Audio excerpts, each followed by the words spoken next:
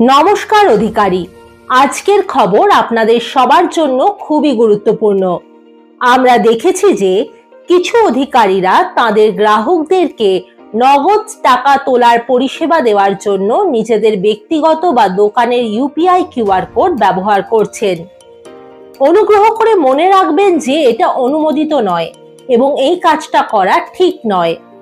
আপনি income tax GST notice পেতে পারেন এবং আরবিআই কঠোরভাবে এটাকে পর্যবেক্ষণ করছে। শুধুমাত্র দুই ধরনের লেনদেন করা বৈধ।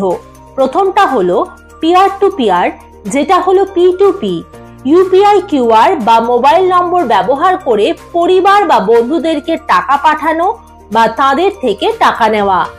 দ্বিতীয়টা হলো P2M, যেটা হলো পিয়ার টু মার্চেন্ট। এই ধরনের লেনদেনে একজন গ্রাহক পণ্য বা পরিষেবা কেনেন এবং আপনার মার্চেন্ট কিউআর কোডের মাধ্যমে টাকা পেমেন্ট করেন।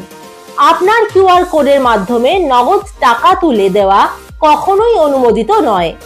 এর ফলে আপনি আইনি নোটিশ, ট্যাক্সের দায় পেতে পারেন এবং আপনার ক্ষেত্রে কঠোর ব্যবস্থা নেওয়া হতে পারে।